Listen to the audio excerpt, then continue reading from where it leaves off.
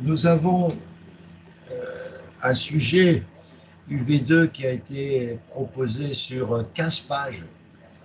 Ce dernier, pas 15 pages, sur 14 pages. En effet, nous avions, et ça c'est assez original, nous avions deux dossiers.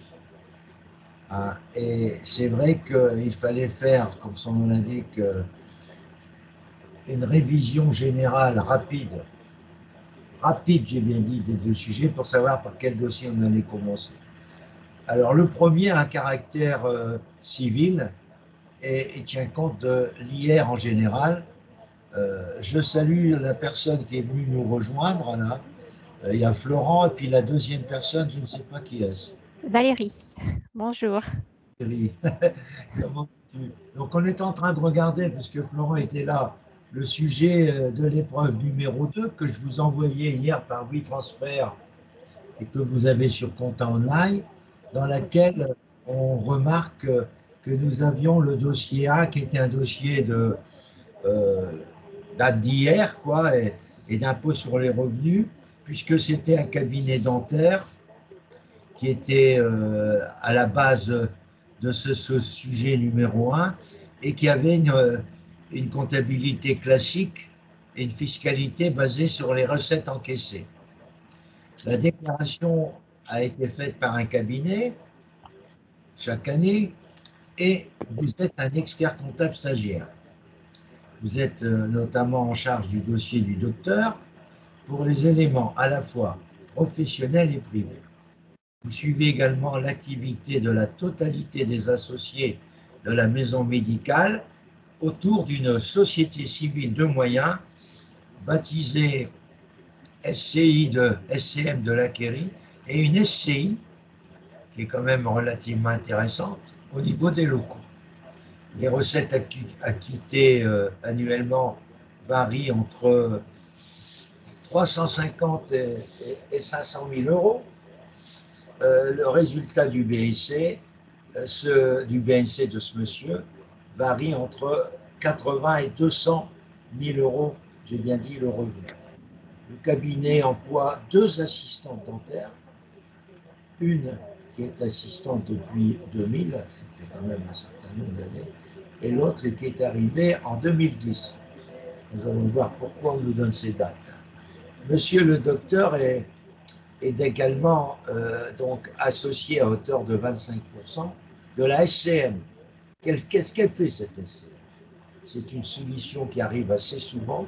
Cette SCM gère les prestations d'accueil communes à tous les professionnels de santé exerçant leur activité.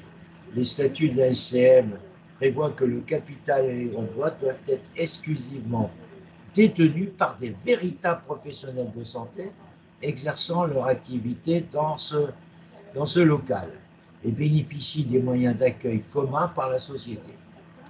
Tous les associés de cette SCM sont actuellement en activité. BNC. Aucun d'entre eux n'a opté pour une comptabilité dite d'engagement. Les parts détenues dans la SCM ont été enregistrées lors de la souscription à l'actif des comptes du cabinet, donc c'est par SCM. Les murs, par contre, de la maison, dans lesquels le chirurgien dentiste sont la propriété aussi d'un groupe qui s'appelle la SCI. Les associés, pardon, les associés euh, ainsi que sont identiques à ceux de la SCM. Donc les parts de capitaux sont identiques. Alors on arrive maintenant à cette question de docteur qui souhaite une fois pour toutes stabiliser ses cotisations sociales, dont il supporte plus les variations incessantes et générées de la trésorerie pour se désendetter, tant au niveau professionnel qu'au niveau privé. Il souhaite également réduire son imposition personnelle en réduisant ses prélèvements. Sur vos conseils, il a créé pour son activité une SL ARL au capital qui n'était pas obligatoire de 1 000 euros, assujetti sur option à l'IS. Il est l'associé unique. Il ne perçoit aucune rémunération au titre de son nom d'associé. La patientèle du cabinet dentaire est cédée à la SARL. Pour cela, cette dernière a souscrit un emprunt bancaire de 350 000 euros afin de procéder à l'achat de la clientèle ainsi qu'au règlement de l'ensemble des dettes et passifs à régler par le cabinet dentaire. Les dettes sont évaluées à 80 000 euros lors de l'établissement du dossier prévisionnel. Toutes les formalités d'immatriculation ont été mises en place et la carte professionnelle de santé a été obtenue pour valider son rôle de monde médical le 15 février dernier. La session de clientèle a été, réalisée avec effet au 1er janvier 2024, donc nous sommes dans l'actualité. L'extrait CABIS ayant été obtenu le 22 décembre, l'emprunt de 300 a été forcément, la banque attendait l'effet officiel de votre inscription et la banque a débloqué cette somme pour la CELARI. Le docteur vous interroge sur différents points, particulièrement curieux. Il souhaite une réponse complète. Donc, rapidement, on reviendra aussi sur le corrigé, mais après, que deviennent les contrats de travail? Est-il nécessaire d'établir un nouveau contrat de travail avec la SARL? Qu'est-ce que tu as répondu, mon ami Florent? Alors moi, je suis allé dans le Lefebvre social, en fait, pour voir l'impact d'une session. Et j'étais allé aussi dans le profession libérale. Et en fait, j'ai vu que en cas de cession, il y avait un article de loi, le L 1116, je crois, de tête. Et ça permettait dans deux cas, s'il y avait le transfert d'une branche autonome ou dans le cas d'une reprise d'activité, il n'y avait pas besoin d'établir de nouveaux contrats de travail. Et donc j'ai indiqué que en ce sens-là, la cession d'une patientèle pouvait être assimilée à une cession de branche autonome, et du coup il n'y avait pas besoin de refaire les contrats de travail. Voilà. Bien. Alors, quelles conséquences cette mise en société aura-t-elle sur la SCM? Dans la répartition des droits et obligations de la SCM, il n'y a aucune grande conséquence puisque l'individu personne physique est remplacé par sa CLR. Il faudra aborder les aspects d'information au niveau de la SCM. Quelle est la date limite? Bon, ça, à l'administration fiscale, de transmission des comptes, ça, c'est facile à dire, c'est 60 jours, mais là, il y avait la possibilité de le faire dans les délais impératifs, puisque c'était fait au début d'année. Le résultat, etc., on va le revoir après, cette question-là. Il y avait quand même une petite dizaine de questions.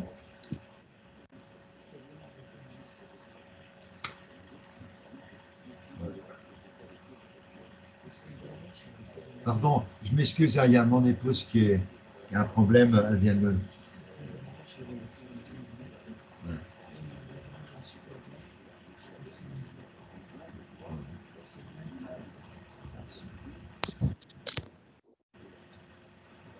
Bon, allez, on va y aller. On va regarder tout à l'heure le corrigé. C'était assez abordable. Hein. Là, moi j'avoue que les BNC, j'en ai eu pas mal dans ma carrière. Et ça me fait vraiment dire que c'était pas trop méchant. On va arriver maintenant à un deuxième dossier, si mes souvenirs sont bons, qui là traite d'un audit qui est donc celui du deuxième dossier qu'on va regarder. Quentin a fait des photocopies un peu particulières. C'est le dossier avec... Francis, du coup, tu veux passer directement au deuxième dossier? Tu veux pas qu'on détaille un petit peu le contenu du dossier 1? On va regarder comme tu le souhaites, on va regarder. On va aller Parce voir que, le en fait, fichier. moi, j'avais une question, tu sais, sur la 1.2, là, il demande quelle est la conséquence, cette mise en société, sur la SM, la CARI. Attends. On va voir ça. Je regarde dossier expertise comptable, épreuve 1. Après, c'est dossier expertise comptable, révision légale, dossier analyse, donc c'est celui-là. On va regarder la proposition corrigée de compta online et on va les commenter. Donc j'ai ouvert le dossier compta online corrigé, dossier expertise comptable, c'est donc on va le regarder. Donc on défile un certain nombre de choses. On Et, rappelle comment le corrigé est préparé. Dossier expert comptable. Attends, c'est celui-là. Ouais. Alors, un expert comptable. Alors, c'est pas celui-là, merde. Peut-il recourir à un expert comptable statut d'entrepreneur, c'est absolument interdit. Donc, je vais reprendre, je me suis trompé de corriger. Donc, on va regarder le corrigé correspondant à cette partie. Parce que là, je me suis un peu échappé sur un autre aspect. Dossier 2, c'est dossier. Non, c'est dossier année. Ah non, je me suis trompé. Là, je confonds avec les épreuves du V1. Non, je vais me trouver. Là, j'ai tout rangé, puis j'ai pas bien noté ça. Attends, voilà. Épreuve de docteur, ouais, voilà. Donc, on est là.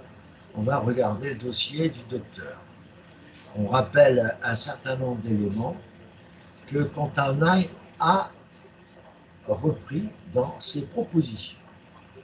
Alors, on rappelle que devient les contrats de travail des deux salariés dont le patron se transforme en CLRL. Il est évident que la condition, si ces conditions, alors on rappelle qu'en cas de transfert, les droits internes européens imposent le principe de maintien sous certaines conditions des contrats de travail en cours. Si ces conditions ne sont pas réunies, le transfert des contrats peut s'opérer en application d'un accord. Alors, ici, on explique tout de manière importante, mais ici, on va plus loin, on dit que l'opération, c'est une cession de patientèle et non la cession d'une entité économique autonome.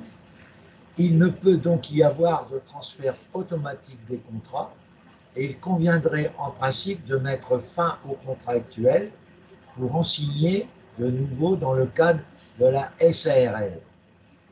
C'est la ARL, pardon. Toutefois, si le docteur parvient à obtenir l'accord auprès de ses salariés, il pourra procéder à, donc, c'était souple comme réponse, au transfert des contrats. C'est vrai que entre la cession complète de l'activité individuelle du docteur et la cession de patientèle, le jury fait un distinguo. Et ça, c'est pas tout le monde qui le fera au niveau du corrigé et de réponse des candidats. Mais là, je pense, mon cher Florent, que tu as répondu logiquement à cette partie-là et je n'y vois personnellement pas de problème particulier. Nous poursuivons maintenant avec la deuxième question. Et c'est là où tu te demandais quelles seront les conséquences du fait que la SCM va devoir modifier ses associés et on va regarder un peu sur quoi s'appuyait le corrigé. Toute personne régulièrement entrée dans la société a droit à la qualité d'associé et au maintien de cette qualité jusqu'à sa mort ou son retrait par cession ou rachat de ses parts sociales. Cependant, même en dehors des cas expressément prévus par la loi, un associé peut être exclu, là c'est un petit peu hors sujet, mais on essaie de nourrir le corrigé, à condition que son exclusion, etc., etc. On a le memento société toujours. Tout associé a le droit de participer aux décisions collectives. Le droit de vote est un droit fondamental de l'associé qui ne peut être retiré que dans les cas prévus par la loi. Aucune disposition ne peut l'écarter. D'après le sujet, les statuts de la SCP prévoient que le capital doit être exclusivement détenu par des professionnels exerçant leur activité à un endroit bien précis.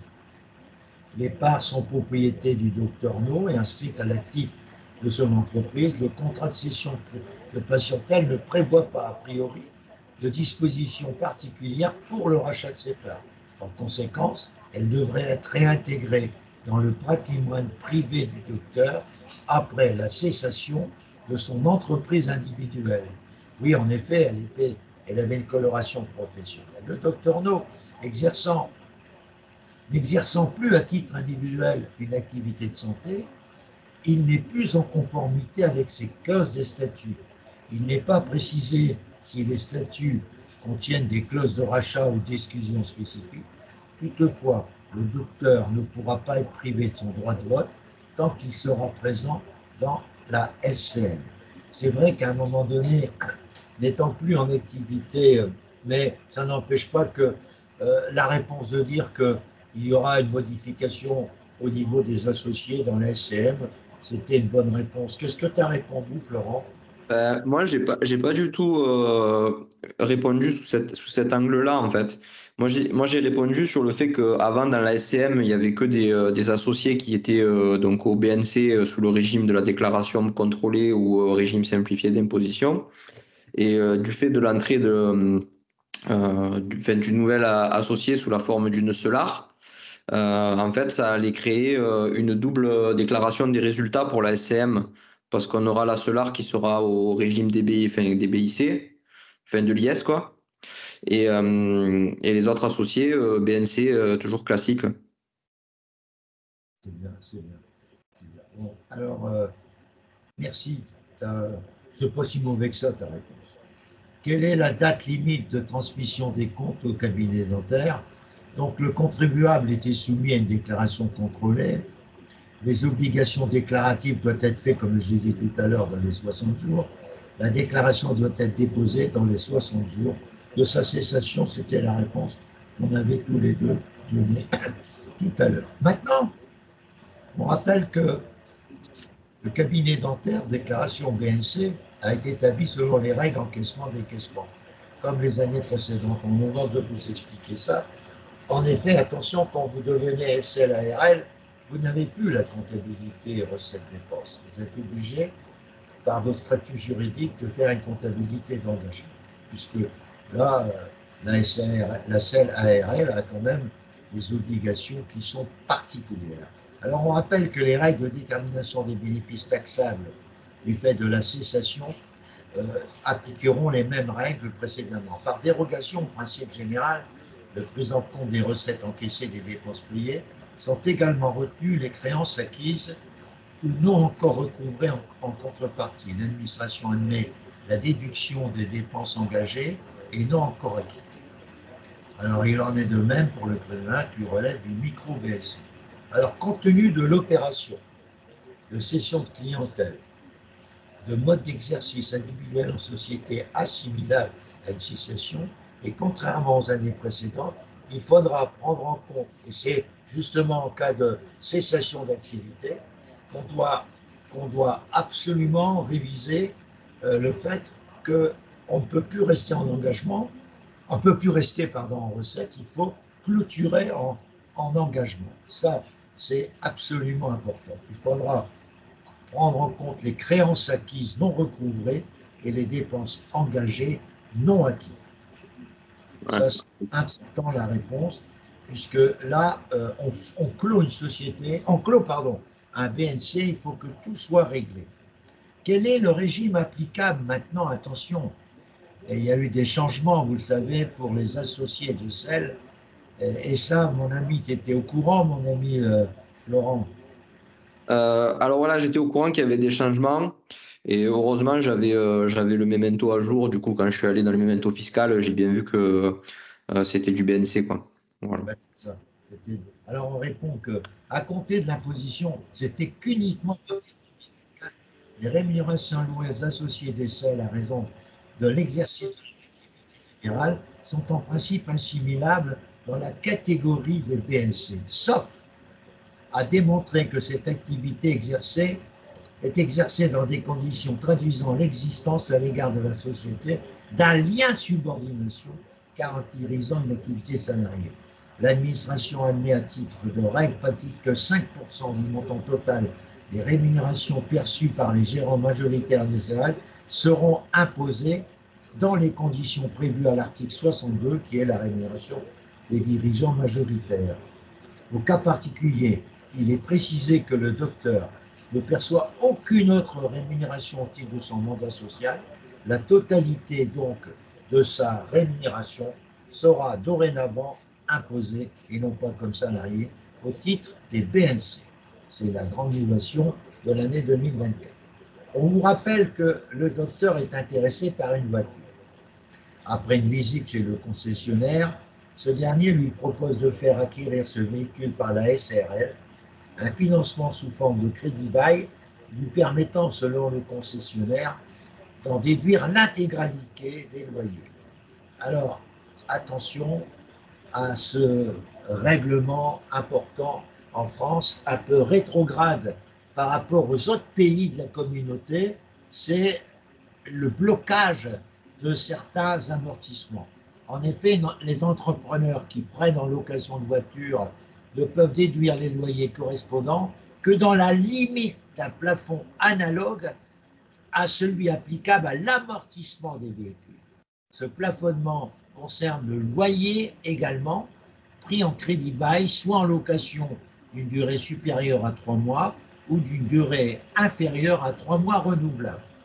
Le plafonnement, qui malheureusement, je répète, rétrograde en France, parce qu'il n'y a aucun pays d'Europe qui a les mêmes approches pour l'amortissement, soit en achat direct ou par crédit-bail d'un véhicule de tourisme.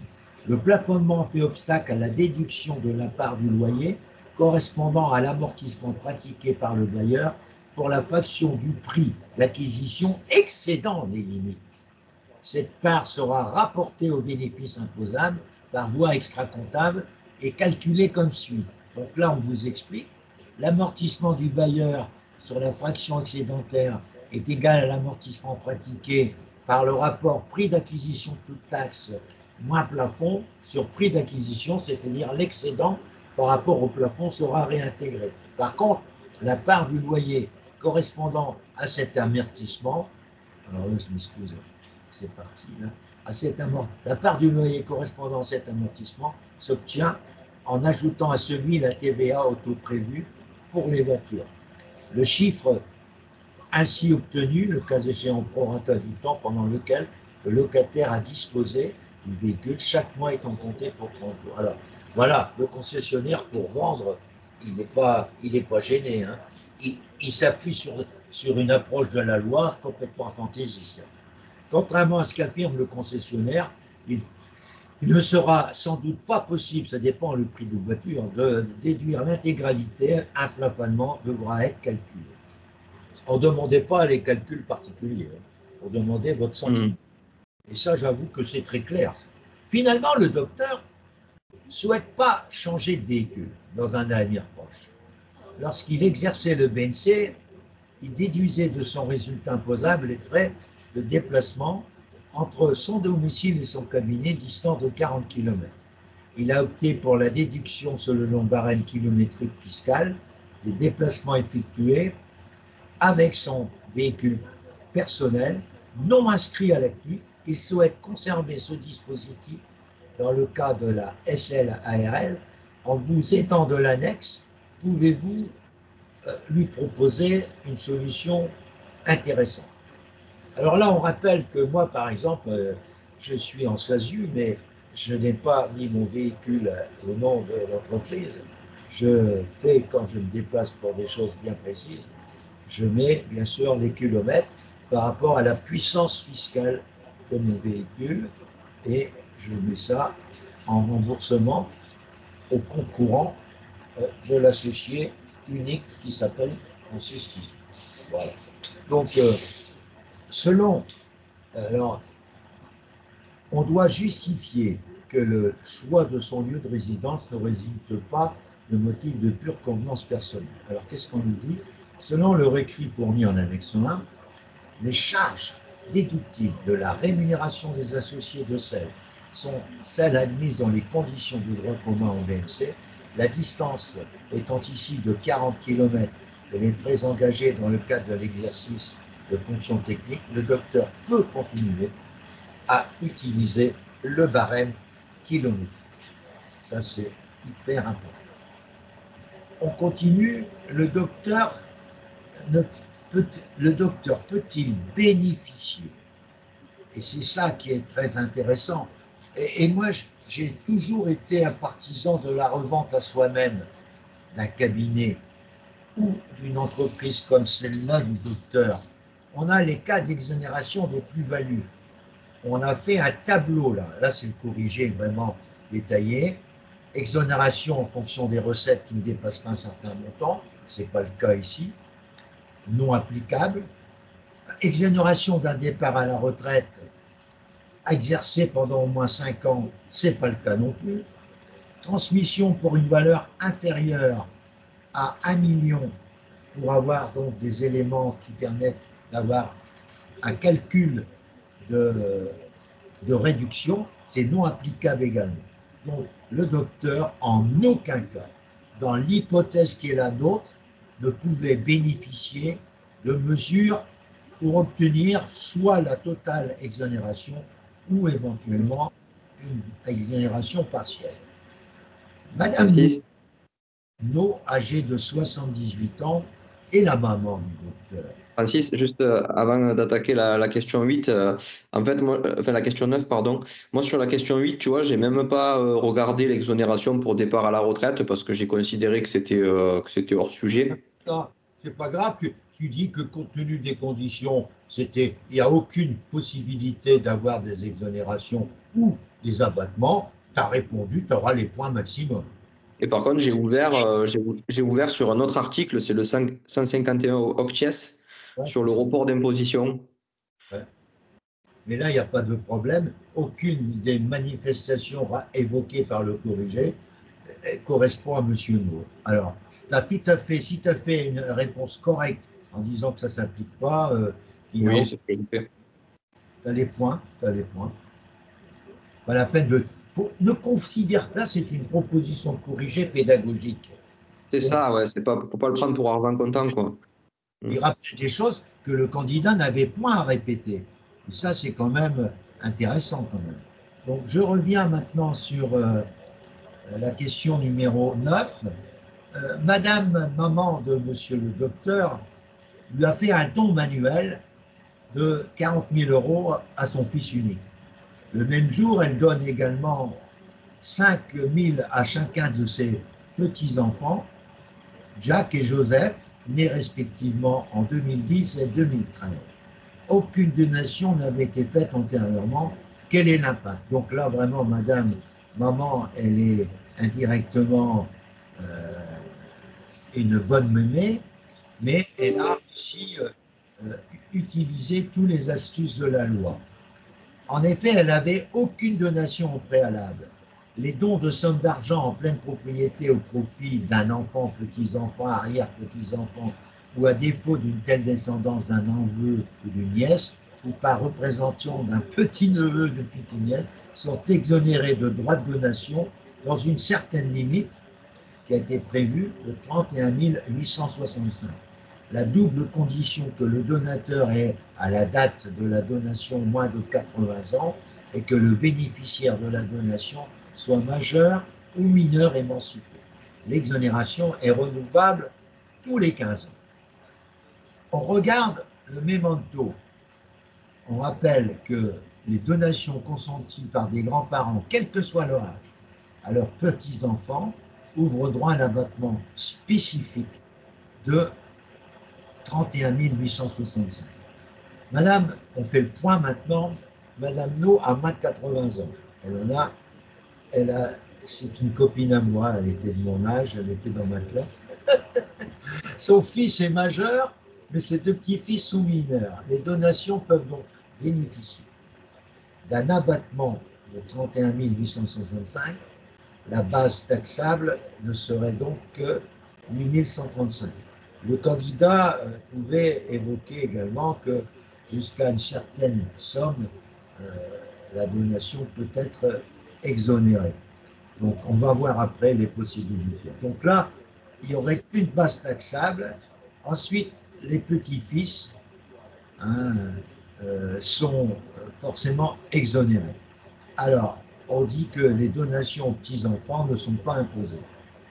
En effet, on rappelle que selon le barème, la donation aux fils serait imposée au taux de 5% sur la part inférieure à 8072 et 10% au-delà, mais concrètement, c'est le docteur qui devra s'acquitter de ses droits, sauf si la donatrice décide de s'y substituer. C'est-à-dire qu'elle peut faire une donation totale dans laquelle elle dit c'est elle qui va prendre en charge les donations, ce qui fait que le reste à vivre du fils dans cette hypothèse sera plus élevé que dans l'hypothèse, parce que la base taxable de la donation par le fait que la maman qui donne prend en charge les droits de donation, la base de calcul est plus basse. Et pour le fils, le reste dans sa poche sera plus élevé. C'est-à-dire que quand on fait une donation comme ça, il est toujours plus intéressant pour des raisons de droit de faire que le donateur prend en charge les frais de donation puisque la base taxable sera moins élevée. Est-ce que tu t'en es bien sorti sur cette question au niveau de l'IR et de la donation, mon cher Florent? Ah, cette question, c'est la seule question de tout l'examen que j'ai pas eu le temps de traiter en fait. Donc là, j'aurais zéro à cette question. Absolument, tu avais zéro à cette dernière question. Bien, nous allons maintenant regarder le corrigé qui était prévu à cet effet. Je vais aller vers ça tout de suite. De l'épreuve numéro 2. Je m'excuse auprès de notre amie Valérie et j'ai fait un choix puisque Florent était présent tout de suite. Donc j'ai fait le choix puisque Florent n'a pas passé l'UV1. Donc je serai avec toi après, dans quelques minutes. Je serai avec toi pour l'UV1. Alors c'est le dossier ici, Anis étoilé, Alsace. Alors là, on a des propositions de corrigés très intéressantes qu'on va redécouvrir. Alors, on rappelle que le corrigé proposé par Quentin Nain et son partenaire rappelle toute la documentation qui lui paraît intéressante. Et il a, bien sûr, comme le disait Florent lorsqu'il m'a appelé après les épreuves, il disait heureusement qu'on a eu le livre de Memento Audit à jour de notre ami Cédric. Il dit j'ai trouvé toutes les réponses. Tu confirmes ce que tu m'as dit la première fois? Ah oui, tout à fait. Ouais. Le memento audit pour moi, c'est le plus important de tous les mementos parce que déjà, on sait que ben, chaque épreuve de l'UE2, il y aura des questions de commissariat au compte, donc il y a 100% de probabilité qu'il soit utile. Et en plus, il y a quand même environ à chaque fois une part importante sur le commissariat au compte des points qui sont attribués à cette thématique. Donc, s'il y a bien un memento à bouquiner et à s'imprégner, c'est bien le memento audit, quoi, voilà. Et c'est ce que j'ai fait et je pense que ça va être rémunérateur en termes de points. C'est bien, ça fait plaisir. Et vous savez que tous les articles 820 et suivants, c'est pour le commissariat. Alors la question était la suivante. Le 30 juin, le groupe à Nice constitue-t-il un petit groupe au sens de l'article 821 alinéa 1, paragraphe 43? Quelles sont les personnes ou entités entrant dans le périmètre? Alors on rappelle que les dispositions du présent décret sont entrées en vigueur le 1er mars. Ces mêmes dispositions s'appliquent aux comptes et rapports à compter du 1er janvier. Je sens que la question touche vraiment des décisions récentes, hein, du début d'année. Le petit groupe désigne un ensemble formé par une personne, une entité autre qu'une IP et autre qu'une entité astreinte à publier les sociétés qui contrôlent, au sens de l'article, une ou plusieurs sociétés qui dépassent en cumul 2 des 3 seuils suivants.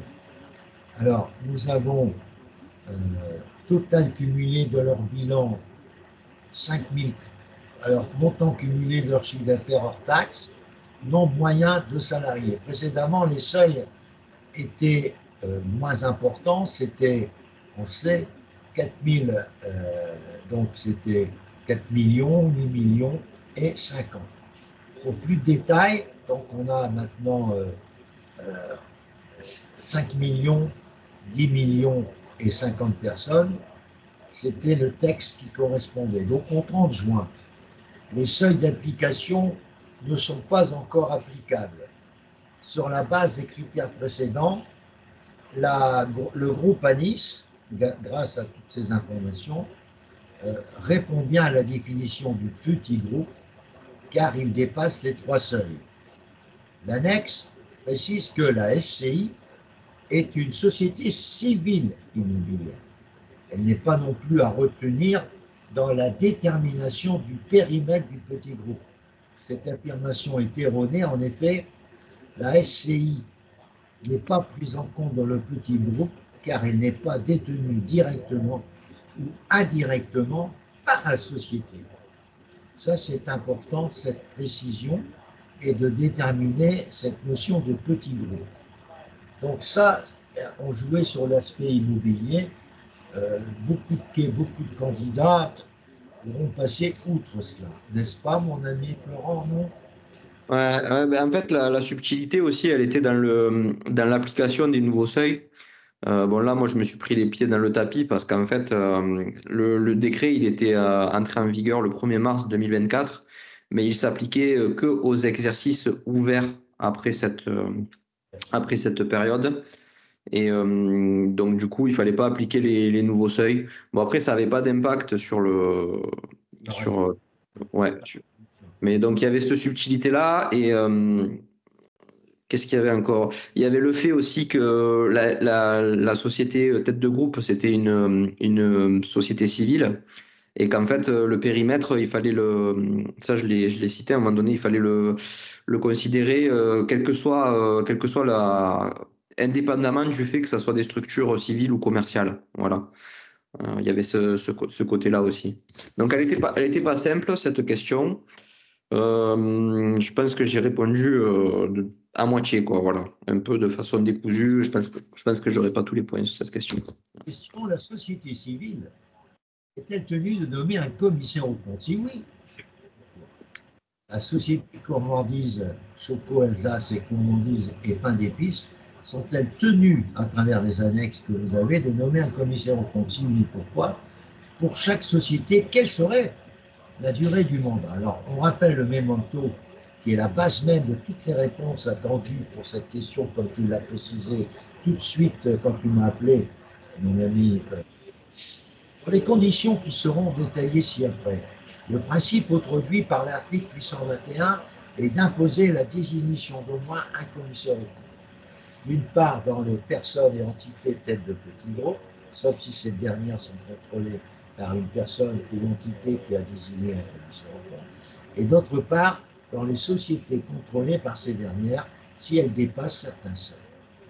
Alors, nous avons cas de dispense d'un commissaire au compte dans un petit groupe. En effet, l'obligation de désigner un commissaire au compte dans la personne ou entité tête de groupe ne s'applique pas si celle-ci est elle-même contrôlée par une personne ou entité qui a elle-même désigné un commissaire au compte. En revanche, lorsqu'une personne physique contrôle une société tête de petit groupe, cette dernière ne remplit pas les conditions de l'exemption et doit nommer un commissaire au compte. Questions relatives à la loi PAC, etc. La société civile Alsace est donc tenue de nommer un commissaire au compte car elle est en tête de groupe et qu'elle n'entre pas dans le cas de dispense de cette obligation compte tenu de tout ce qu'on a vu précédemment.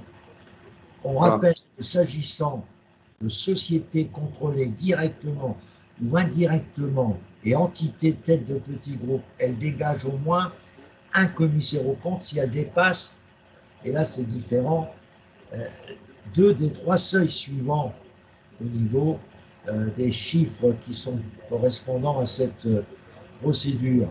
Là, on a ici 2,5 millions, on a 5 millions et 25.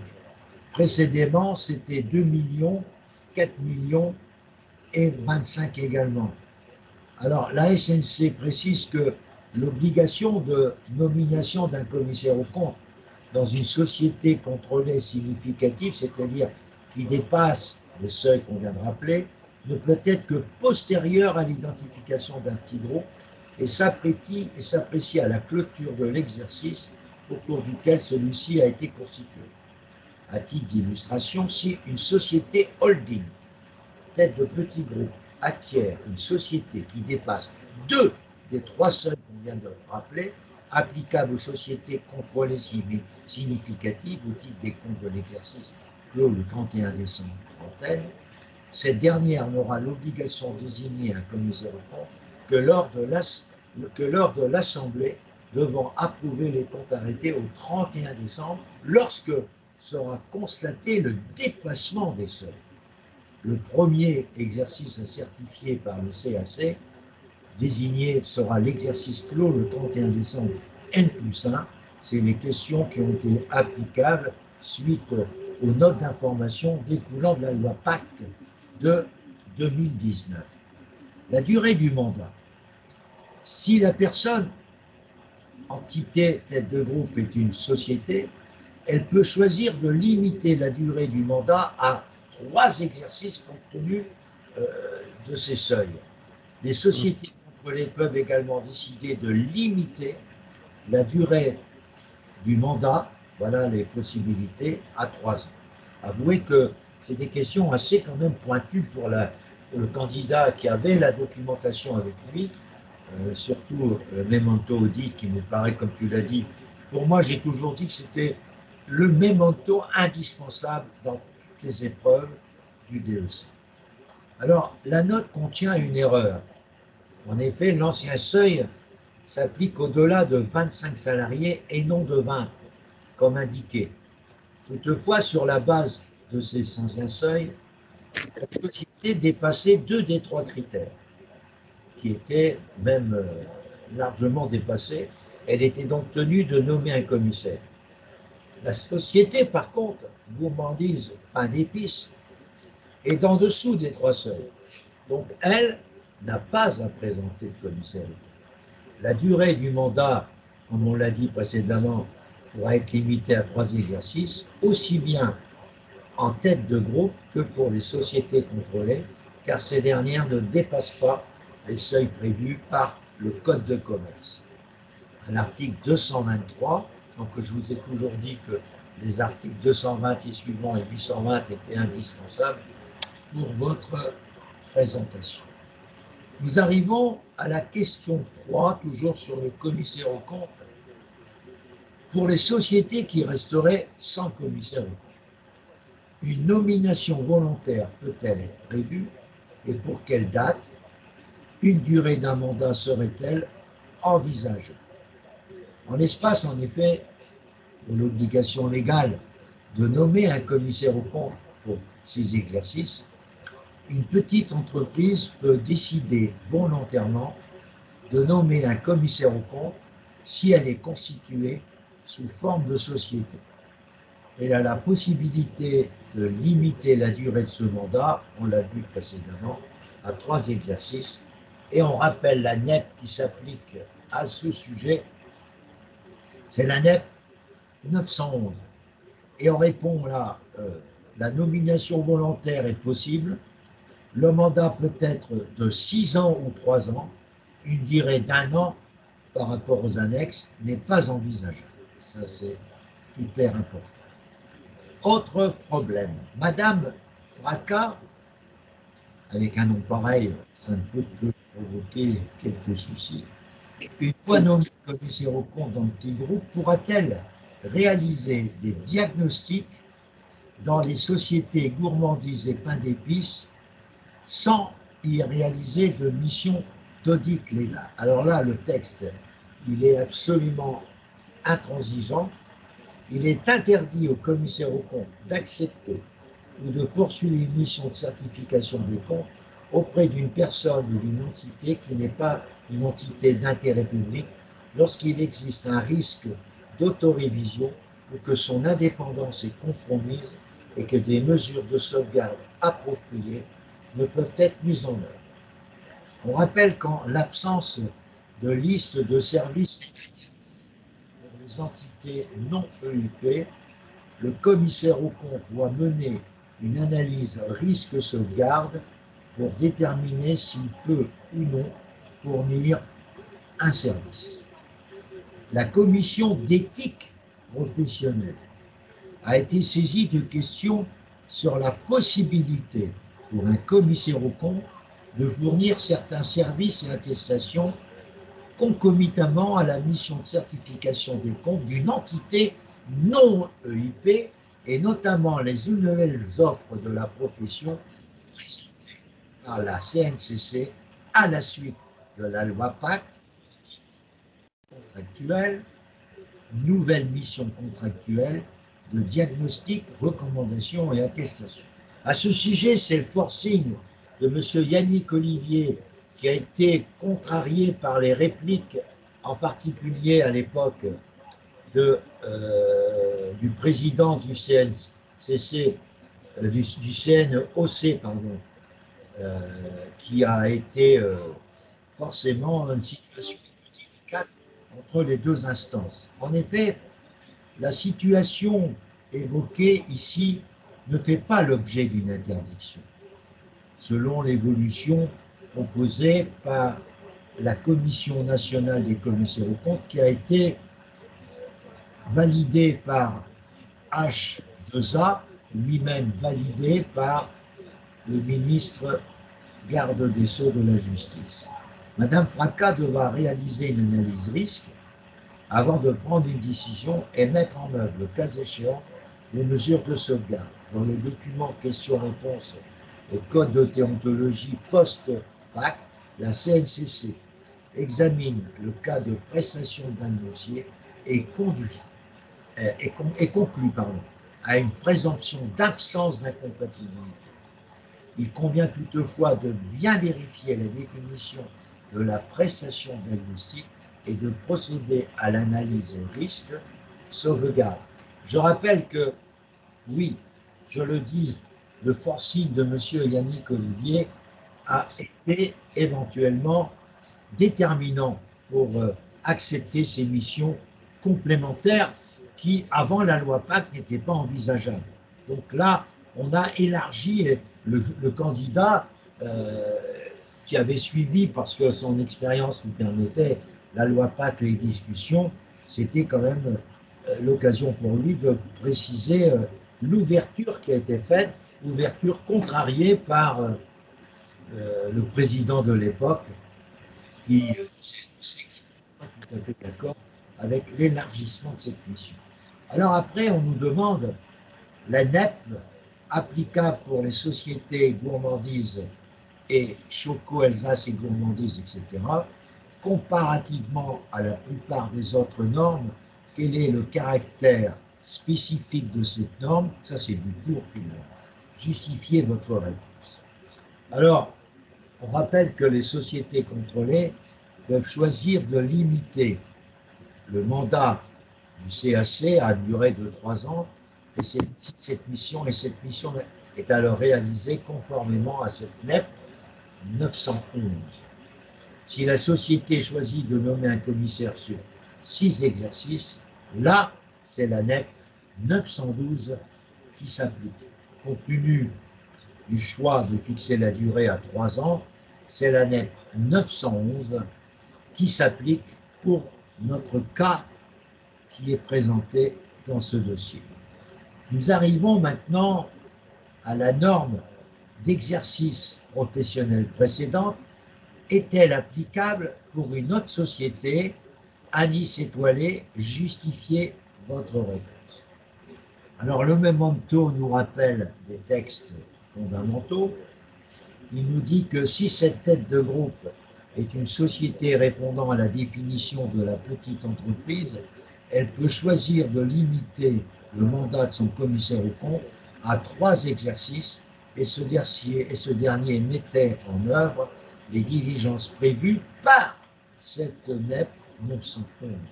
Oui, si la décision est de maintenir une durée de 6 exercices, on l'a vu précédemment, c'est la NEP 912 et non 911 qui s'applique. Donc il y avait un litige entre les NEP 911 et 912. Nous abordons maintenant la question de 4. Quel autre rapport est obligatoirement prévu pour les mandats d'une durée de 3 exercices? Justifiez votre réponse. Le rédacteur de cette question s'est appuyé sur des décisions récentes, ce qui n'est pas toujours le cas pour les examens précédents.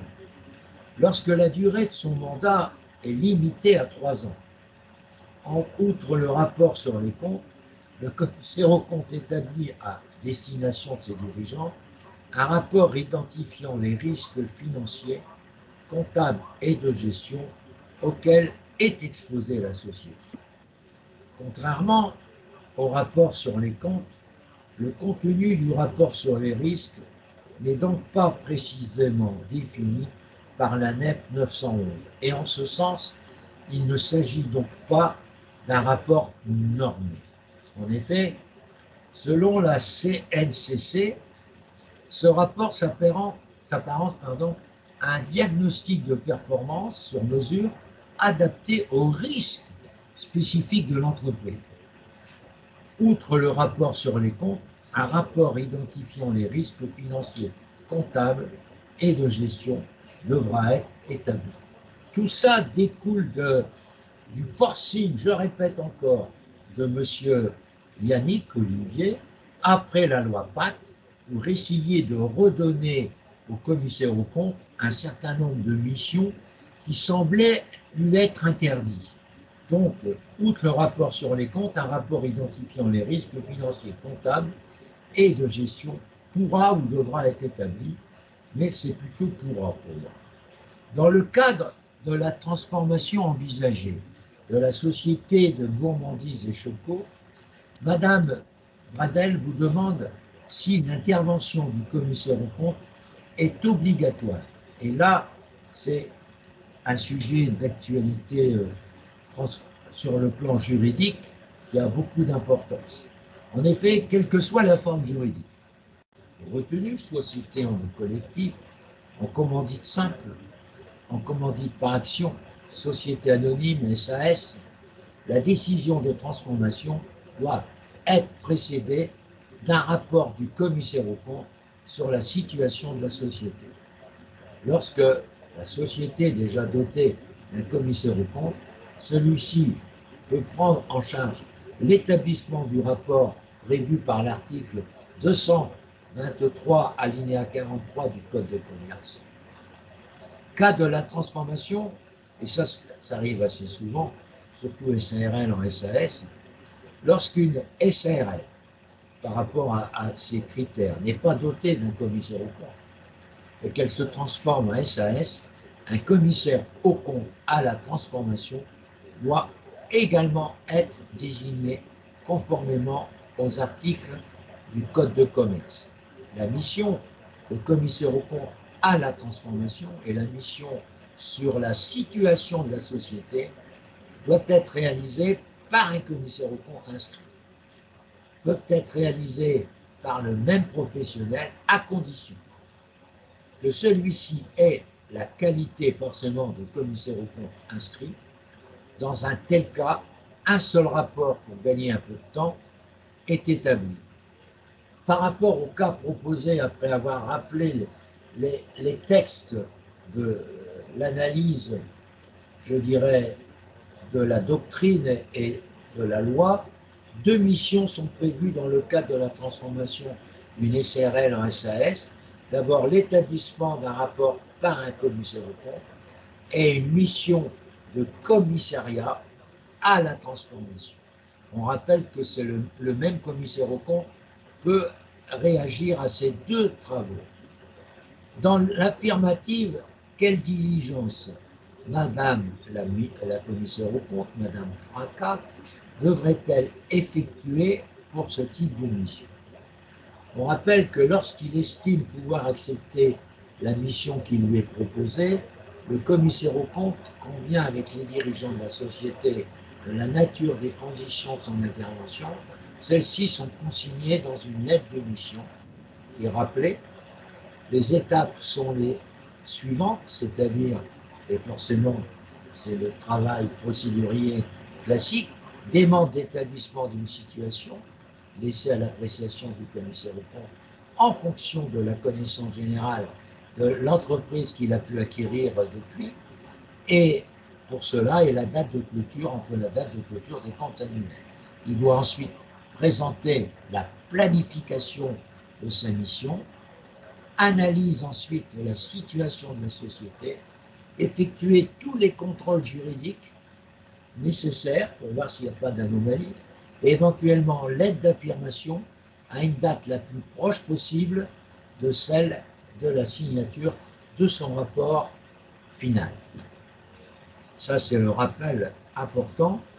Autre question posée dans cette audit, elle vous demande également si la transformation de la société entraînerait la fin du mandat du commissaire aux comptes. En effet, on rappelle le texte de Memento, la transformation d'une société a également des effets sur le mandat du commissaire aux comptes. Une distinction doit être faite selon que la société, dans sa nouvelle forme, est tenue ou non d'avoir un commissaire aux comptes. Si la nouvelle forme de la société impose d'avoir un commissaire aux comptes, le mandat du commissaire aux comptes en place, avant la transformation, se poursuivra, c'est la logique, jusqu'à son terme. Alors, revoyons maintenant, après avoir rappelé les textes généraux, voyons l'application au thème qui était proposé. La société gourmandise est tenue de nommer un commissaire aux comptes, compte tenu du dépassement des seuils contrôlés dans les petits groupes. La transformation en SAS ne met donc pas un terme au mandat qui pourra, pour ce commissaire aux comptes, se poursuivre jusqu'à son terme. Ça, c'est absolument important. Nous avons terminé cette présentation de l'UV2. Je remercie Florent et Valérie de leur présence. Je vais maintenant attaquer avec Valérie qui a passé l'épreuve UV1, dont certains également ont passé cette épreuve UV1, comme notre ami Loïc, qui n'est pas là, comme notre ami Oumar, qui était... Je vais vous laisser. Merci beaucoup, Francis. Bonne fin de matinée. À bientôt. À très bientôt. On va revoir tout ça. Alors, on est en UV1 et Valérie reste avec moi rapidement pour parcourir toute cette réponse proposée. On rappelle, bien sûr, comme le corriger à chaque fois de compte en ligne, on rappelle tous les points essentiels que l'on devait éventuellement maîtriser pour ces questions.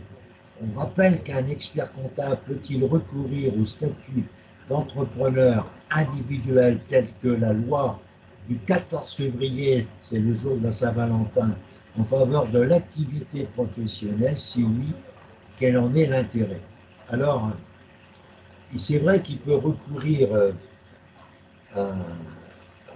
bien sûr au statut d'entrepreneur individuel. Cette loi a instauré un statut unique pour les entrepreneurs individuels, permettant, et ça c'est une des choses formidables, de distinguer le patrimoine personnel du patrimoine privé, du patrimoine professionnel, ce qui protège ainsi les biens personnels des gens en cas de difficulté professionnelle. Pour un expert comptable, l'intérêt, c'est dans la protection patrimoniale qu'il fallait faire. Donc ça, c'est la source, c'est les codes de déontologie qui est tout à fait classique à ce niveau. Un expert comptable stagiaire peut-il être sanctionné par la chambre de discipline d'un conseil général? Justifiez votre réponse. Oui, un expert comptable stagiaire peut être sanctionné par la chambre de discipline des experts comptables. Bien que les stagiaires ne soient pas membres de l'ordre, ils sont soumis à sa surveillance et à son contrôle disciplinaire. C'est l'article 4 de l'ordonnance. Le code de déontologie doit être respecté par les stagiaires et leur est applicable. Ils peuvent se voir infliger des sanctions similaires aux membres de l'ordre par manquement déontologique et professionnel. Donc le fait que vous soyez mémorialiste inscrit à l'ordre, vous avez une obligation de respect de toutes les règles déontologiques applicables aux experts comptables. C'est le rappel de l'exercice professionnel de la déontologie. Quelles sont les conditions nécessaires pour qu'une personne physique puisse solliciter son inscription? Alors là, c'est des rappels tout simples que notre ami, je dirais, Valérie a dû rappeler. C'est jouir de ses droits civils, avoir pas de condamnation de nature à entacher son honorabilité, avoir les diplômes nécessaires et faire une enquête de moralité qui est diligentée par le conseil régional et qui demande à la gendarmerie, justement c'était mon cas, de faire cette enquête de moralité sur place, soit à la gendarmerie, soit à la maison du futur expert comptable inscrit. Citez 4 personnes pouvant interjeter appel d'une décision rendue par la chambre régionale. Alors, il est évident que peuvent interjeter appel d'une décision de la Cour de discipline régionale, c'est l'institution elle-même, c'est le Conseil ordre des experts comptables, c'est le commissaire du gouvernement qui est un représentant de Bercy, qui est un inspecteur principal, qui représente la région et qui est installé auprès du conseil régional. Avant, voyez-vous, c'était obligatoirement le directeur régional des impôts. Mais cette fonction de directeur régional des impôts a été supprimée depuis de nombreuses années. Donc c'est un des membres de l'équipe dirigeante des finances publiques de la région qui sera nommé commissaire du gouvernement auprès de l'ordre. Qui est-ce qui peut aussi protester contre une certaine décision?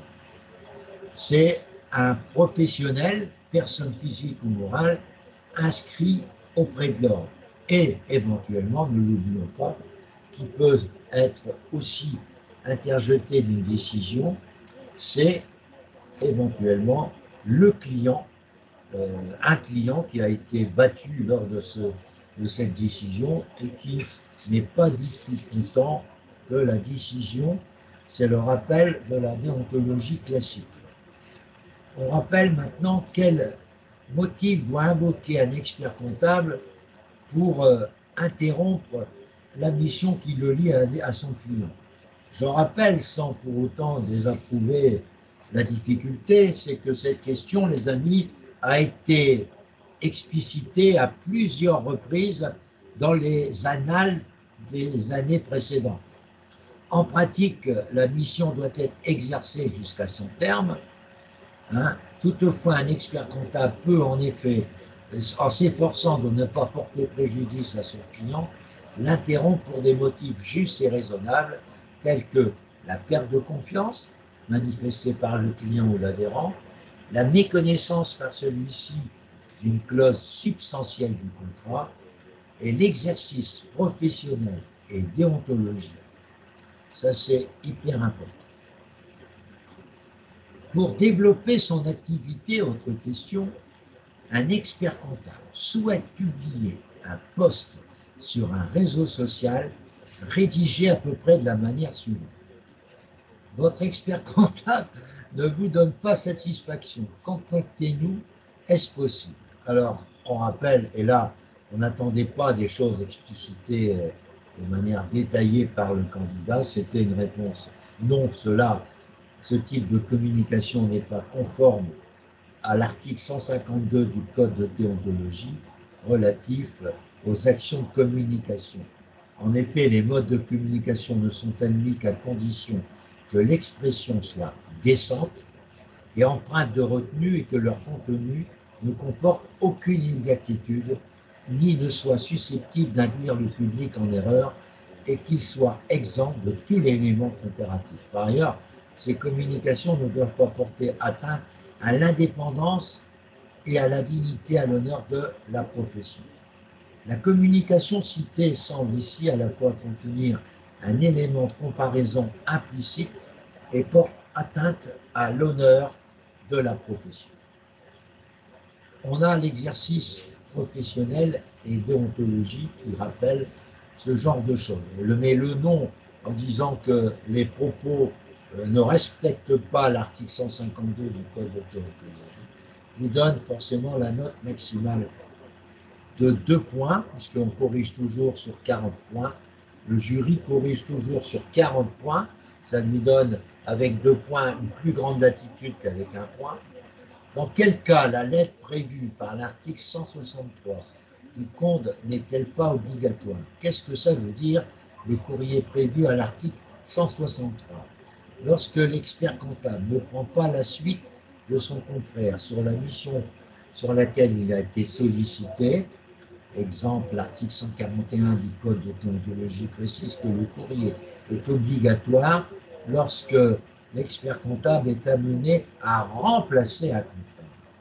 Par contre, dans le cas de mission dont la durée est limitée légalement et dans le cas d'une mission ponctuelle, là, on n'a pas, dans ce cas-là, à avertir les confrères, dans la mesure où on a des missions légalement limitées, ou alors on a une mission totalement ponctuelle qui ne met pas en cause le service régulier d'un confrère qui tient la comptabilité d'un client. C'est le rappel toujours de la déontologie.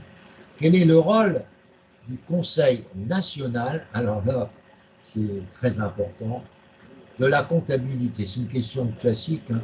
C'est d'abord de préparer le compte de déontologie et d'en faire les prescriptions, de favoriser la profession et sa défense, élaborer les règles professionnelles qui sont soumises à l'agrément du ministre, c'est ce qu'on appelle les normes, définir les procédures et mesures de contrôle interne à mettre en œuvre en matière de lutte contre le blanchiment, c'est une norme chapeau que l'on rencontre également chez nos confrères commissaires aux comptes. Respecter l'ordre auprès des pouvoirs, faire représenter l'ordre, auprès des pouvoirs publics. Là, je ne suis pas d'accord. L'ordre, c'est avec un O majuscule. Fixer les règles générales de rémunération des experts comptables stagiaires, c'est elles qui donnent des bases de calcul pour la première, deuxième ou troisième année. Toujours ça, c'est pas respecté, je vous le dis tout de suite, par certains cabinets. Assurer le fonctionnement régulier des divers organismes de l'ordre, c'est-à-dire coordonner l'activité des conseils régionaux dans le cadre de l'orientation de l'ordre, fixer le montant des redevances qu'elle peut imposer à ceux-ci pour couvrir les dépenses entraînées dans l'exercice de ces attributions. Autre chose sur le plan international, participe sur le plan international aux organisations professionnelles et actions intéressant l'exercice de la profession, accompagner les professionnels dans leur adaptation, c'est ce qui se passe, aux mutations technologiques, ça c'est une bonne réponse, et organiser la formation et le perfectionnement des membres de l'ordre, créer des organismes de coopération, de mutualité, d'assistance ou de retraite au bénéfice des membres de leur profession ou de leur famille. Ça, c'est la porte ouverte à des choses qui finalement ne sont pas aussi impressionnantes que ça dans l'état actuel de missions mises en œuvre par des experts comptables pour favoriser l'aspect mutuel. On l'a vu au Congrès, la plupart des experts comptables se sont solidarisés et regroupés pour lutter contre un prestataire de service qui avait augmenté ses prix d'une manière unilatérale, de manière impressionnante, et qui a vu tous les experts comptables, quelle que soit leur couleur syndicale, prendre position contre ce prestataire relativement intégré dans tous les cabinets comptables. Au terme de l'article 52.12 du Code électoral, le compte de campagne est présent par un membre de l'ordre des experts comptables. Ce dernier met le compte de campagne en état d'examen et s'assure de la présence de pièces justificatives requises. À quelle catégorie de mission dans le référentiel normatif appartient la mise en place des comptes de campagne? Vous savez qu'elle occupe une place importante. Quelles sont les normes applicables à cette mission? Là, vous n'aviez pas de documentation, mais vous saviez comme moi que c'était une norme qui fait partie des normes principales. Je lis. La mission de mise en état des comptes de campagne relève de les catégories des missions sans assurance prévues par la loi et le règlement. Ces missions ne font l'objet d'aucune norme spécifique, mais elles relèvent des normes générales suivantes, outre le respect du code de déontologie, normes professionnelles de maîtrise de la qualité et normes contre le blanchiment, c'est-à-dire les deux normes chapeaux que l'on trouve dans les deux métiers de notre corporation, c'est-à-dire l'expert et le commissaire. Les honoraires entre un expert comptable et son client sont-ils soumis à un barème? Non. Ce n'est pas comme les anciens barèmes des commissaires aux comptes, non. Non, le montant des honoraires doit être librement convenu entre les parties. Un tel barème pourra être considéré comme une entrave au droit de la concurrence. Les barèmes indicatifs d'honoraires des avocats édictés par les ordres ont-ils été sanctionnés à plusieurs reprises par le Conseil de la concurrence. La Cour d'appel de Paris et la Cour de cassation ont également sanctionné cette pratique, qui veut que l'on donne des barèmes indicatifs. Non, c'est chacun est libre.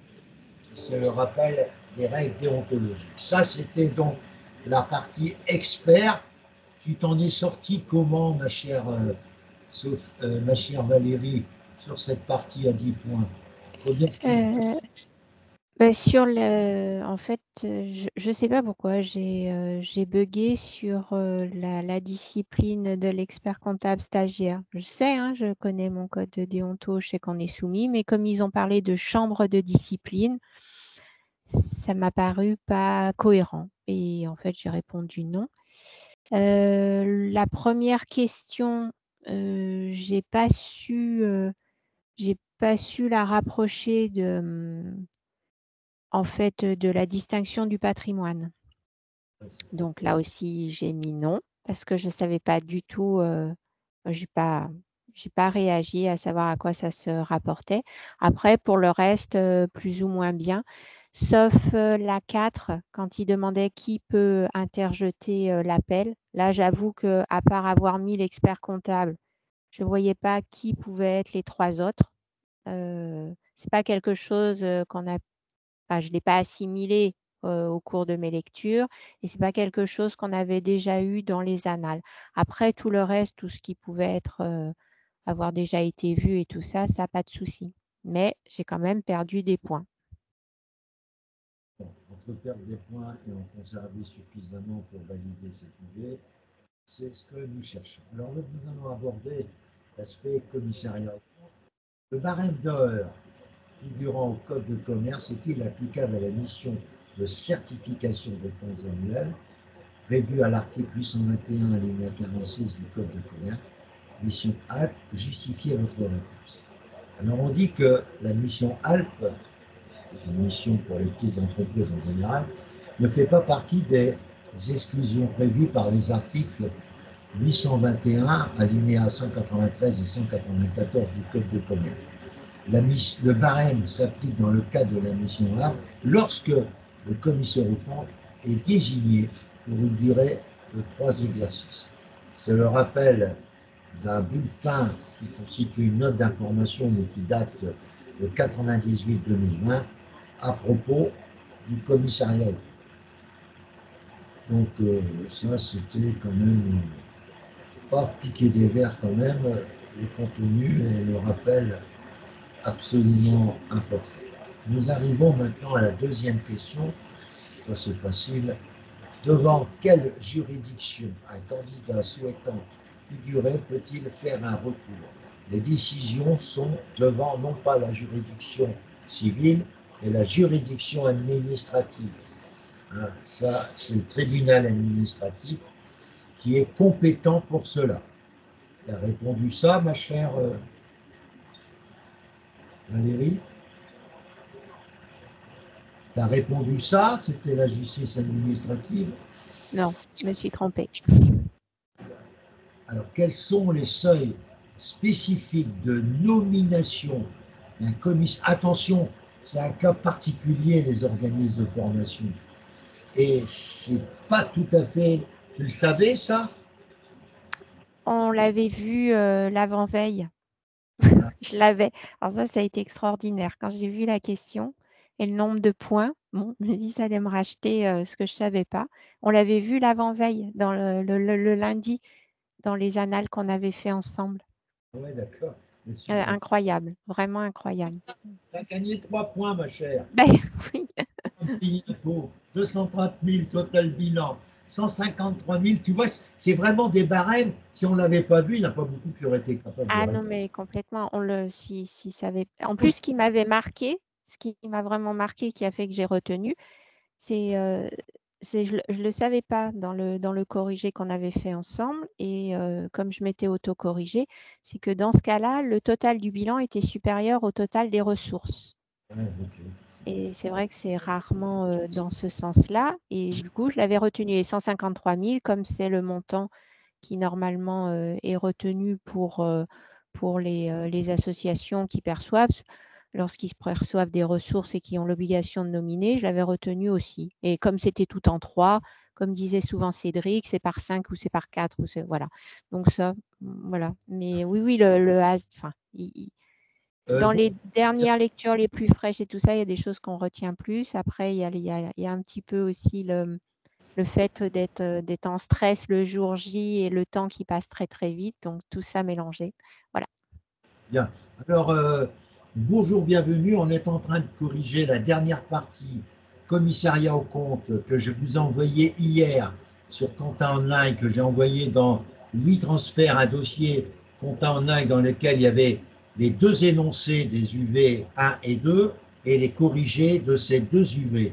Donc, on a ce matin avec Florent, à partir de 9 h, on a commenté les corrigés de l'UV2 que tu recevras par vidéo dans quelques minutes à la fin de notre entretien.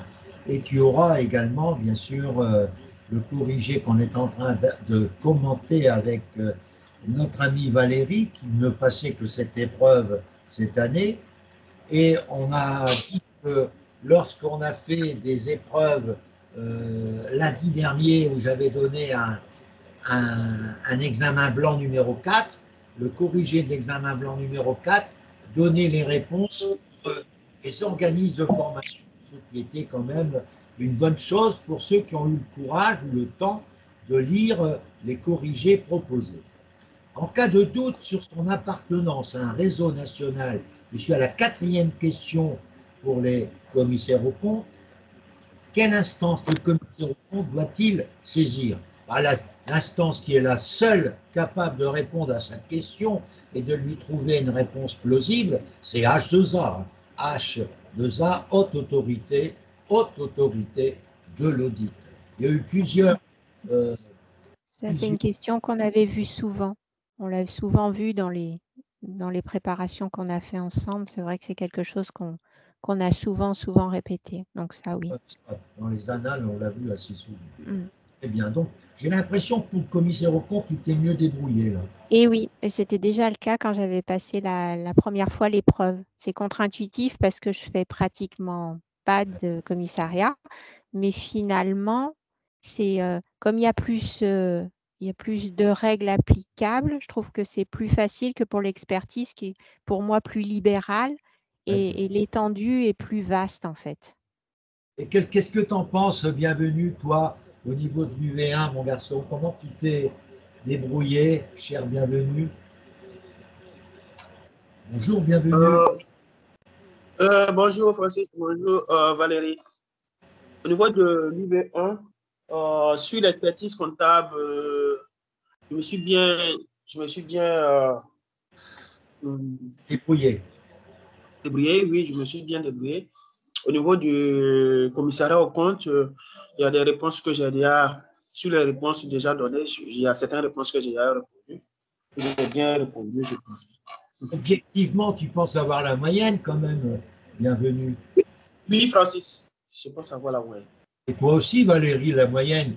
Je pense que ça sera sur un fil à cause des questions quand c'était oui/non où j'ai pas basculé dans le bon sens. Et après, comme certaines questions, j'ai pas répondu la totalité des points. Alors même si c'est si là, ce qui est donné, ça reste une correction, c'est pas la correction type, mais si vraiment tous les points étaient attendus, je suis pas sûre non plus d'avoir l'ensemble du point. Hormis comme là, quand c'est les seuils, les normes applicables ou ce genre de choses où là, véritablement, on sait ce qui est attendu, mais pour le reste, je ne sais pas.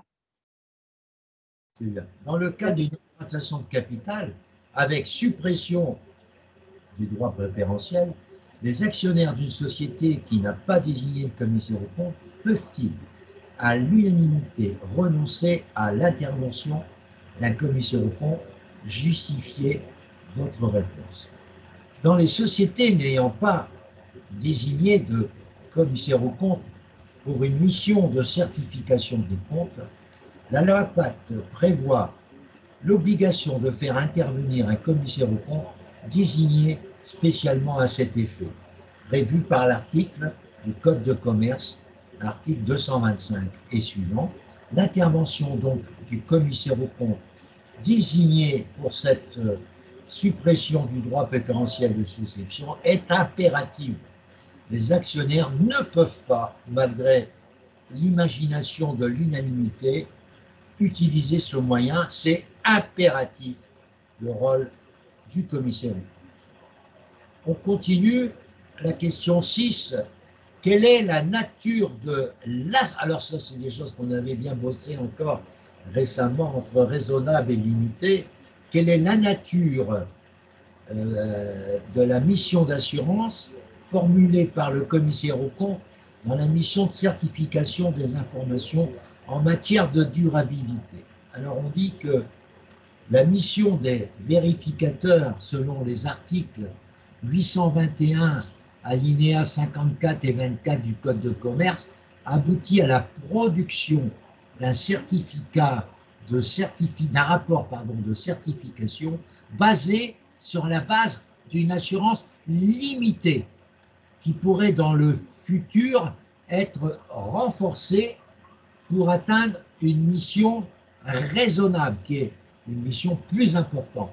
Pour la conduite de leur mission, les vérifications doivent donc respecter la norme sur l'assurance limitée que la Commission européenne a prévu d'adopter au plus tard le 1er octobre 2026 sous la forme d'actes délégués.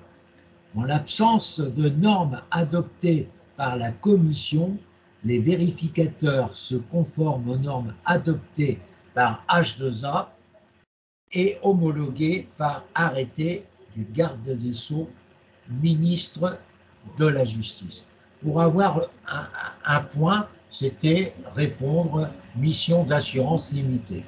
Tu as répondu, Valérie? Moi, j'avais retenu raisonnable, donc j'ai faux. Bien. Et toi, Bienvenue? Tu as répondu raisonnable ou limité? Non, non, j'ai pas répondu, j'ai pas bien répondu. Très bien. Très bien, non, c'est pas très bien. Je dis très bien, c'est une façon de parler. Donc, on continue. Attention maintenant. Un recours à la publicité, ça c'est quelque chose qu'on a vu, est encadré par le code de déontologie. Listé sans les développer, les conditions et interdictions mentionnées par ce dernier. Alors, on rappelle que les conditions de recours sont bien encadrées. La publicité permise au commissaire aux comptes dans la mesure où elle procure au public une nécessaire information. Deuxièmement, elle ne doit pas porter atteinte à l'indépendance, à la dignité, à l'honneur de la profession, pas plus qu'aux règles du secret professionnel, à la loyauté entre les clients et les autres membres de la profession. Autre chose, les commissaires aux comptes utilisent le titre de commissaire aux comptes et le font suivre de l'indication obligatoire de la compagnie régionale auquel ils sont rattachés. Le commissaire aux comptes ne doit adopter aucune forme d'expression qui doit de nature à compromettre la dignité de l'image de la profession. Et on doit absolument s'interdire de tout élément comparatif. Les dispositions spécifiques ont été prévues à l'article 16 concernant les sollicitations personnalisées et la proposition dans le code de déontologie des services en ligne. Donc là, on rappelle le code de déontologie et ses articles.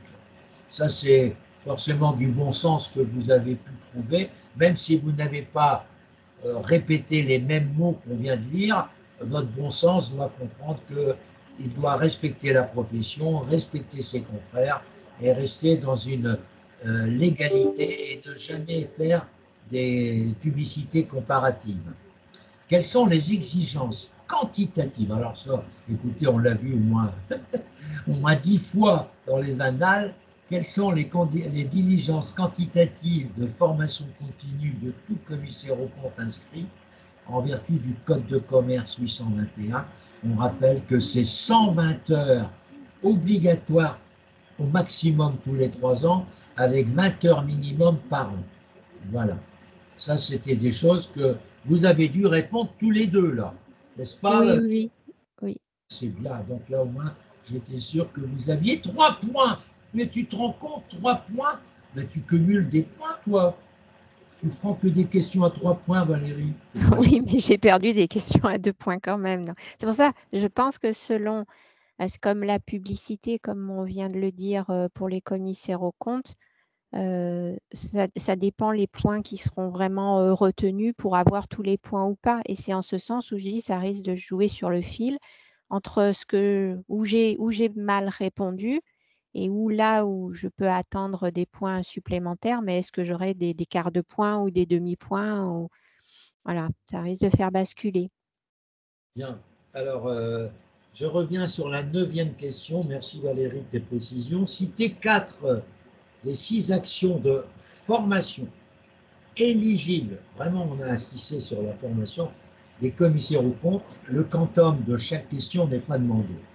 Alors, l'obligation de formation peut être satisfaite par participation à des séminaires, à des programmes d'auto-formation encadrés par des enseignants reconnus à distance, par l'assistance à des colloques ou à des conférences dans la limite de 45 heures au cours de 3 années consécutives, par la conception et l'animation de formations, de colloques, de conférences ou d'enseignements dans un cadre professionnel ou universitaire dans un intervalle limite de 20 heures par an, par la rédaction de travaux à caractère technique. Là, on limite les composantes de ces différentes procédures à 30 heures, par la participation à travaux à caractère limite pour, par exemple,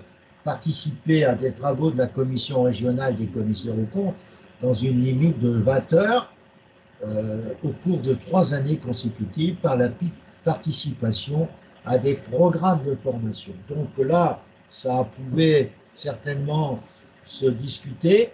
Et puis vous avez certainement les uns les autres dit que vous avez participé à des webinaires de la CNCC, vous avez participé au congrès des experts comptables, vous avez participé aux journées nationales des commissaires aux comptes. Tout ça s'ajoute à tout ce qui vient d'être proposé par le corrigé indicatif de Compta Online, qui n'est pas le corrigé officiel que j'essaierai d'obtenir très rapidement pour voir comment le corrigé officiel, en dehors de Compta Online, a traduit ces éléments. J'aimerais maintenant aborder la dernière question pour ce matin, c'est que comporte la déclaration annuelle obligatoire du commissaire aux comptes prévue par l'article 821 du Code de commerce. Alors, on a la déclaration d'activité établie chaque année en vertu du Code de commerce comporte les informations suivantes s'agissant de prestations réalisées en qualité de commissaire aux comptes sans détenir de mandat de certification des comptes. Alors, c'est la liste des personnes ou entités auprès desquelles les prestations sont exercées. Ensuite, c'est la nature des prestations qui ont été effectuées et le montant total des honoraires facturés. Il est vrai que les commissaires aux comptes, contrairement aux experts comptables, ont l'obligation de transparence beaucoup plus pointue que les commissaires aux comptes. Certes, ils représentent une mission légale, c'est pourquoi autour d'eux, on exige plus, à mes yeux, que le monde de l'expertise comptable. Je rappelle à ceux qui vont suivre pour la session de mai 2025 la préparation à l'épreuve UV1, je confirme et je continue de dire que toutes les annales de 2010 à 2024, qui est terminée, donc on a toutes les annales de 2024, à la mode 2024, exemple ici de se corriger qu'on nous propose, sont les meilleurs moyens pour vous préparer. Nous avons la chance d'avoir une personne du groupe DEC VAE 2025 qui se nomme Cédric, qui a fait un travail merveilleux, qui est celui d'avoir repris toutes les annales de 2010 à 2024 en les corrigeant ou en les modifiant par rapport à la législation 2024. Ce que je conseillais également, c'est les 4 examens blancs, qui sont un élément qui a été démontré, puisque quelques questions du 4e examen blanc qui avait été proposé à mes auditeurs de la session de novembre a été retrouvé dans les questions posées ce 13 novembre. Je voudrais maintenant revenir sur l'obligation personnelle de relire les codes de déontologie régulièrement de l'expert comptable et du commissaire aux comptes, au moins une fois par semaine et 2 fois par semaine les 4 semaines précédant vos examens. Ensuite, vous avez à relire et à bien maîtriser les NEP et les NP. NEP pour les CAC et NP pour les experts comptables. Moi, personnellement, quand j'étais candidat à des épreuves de ce style, qui n'avaient pas les mêmes appellations en 69-70, je faisais des enregistrements sur mon gros magnétophone avec des cassettes ensuite que je mettais dans ma voiture. À l'époque, il y avait des cassettes qui me permettaient de réécouter quand je me déplaçais pour aller travailler le matin, soit au cabinet, soit au lycée. J'avais ça dans la tête et la répétition des enregistrements me facilitait obligatoirement mes réponses les jours d'un examen. Je vous rappelle que la première des choses à faire pour le mois de mai 2025, c'est bien sûr, les amis, de vous mettre dans la peau du candidat qui va passer au mois de mai et qui a enregistré tout de suite les déontologies du commissaire et de l'expert et les NEP et les NP. Ça, c'est fondamental pour vous donner le moyen d'avoir au moins la moyenne à cette épreuve. Mais n'oubliez pas que tout ce que vous savez en déontologie, on l'a encore vu cette année, ça peut servir également pour votre UV2.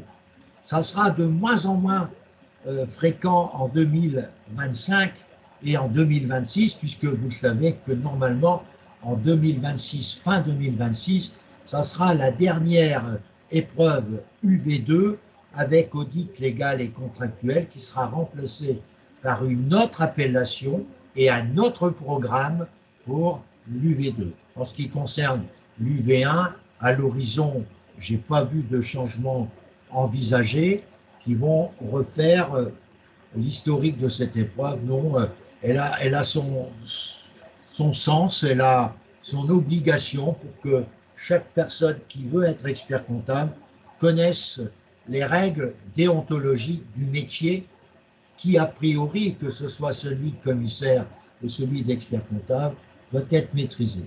Ben, je remercie tous ceux qui, depuis ce matin, étaient avec moi. Florent, Valérie et bienvenue.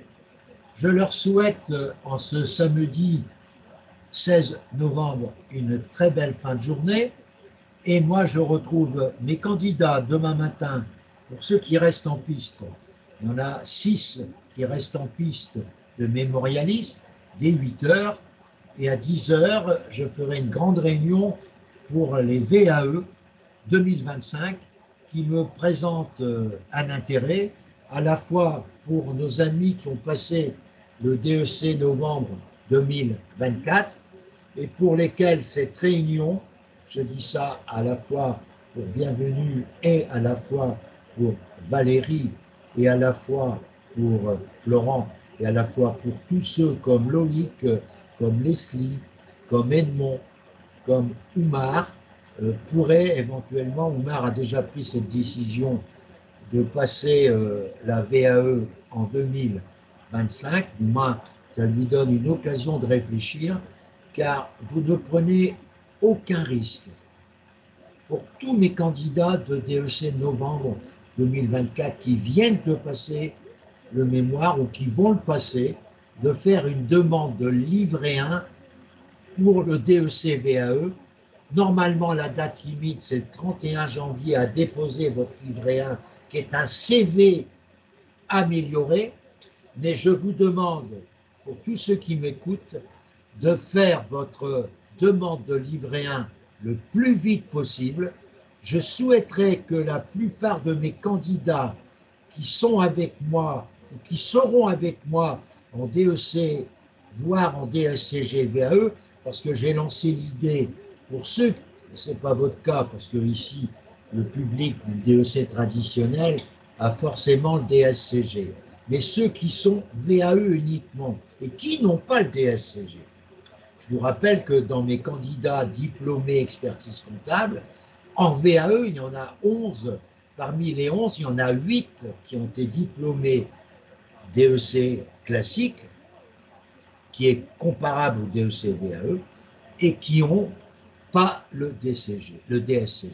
Donc ça veut dire que pour le DEC VAE, c'est la richesse de vos expériences qui prime et non pas le cursus académique.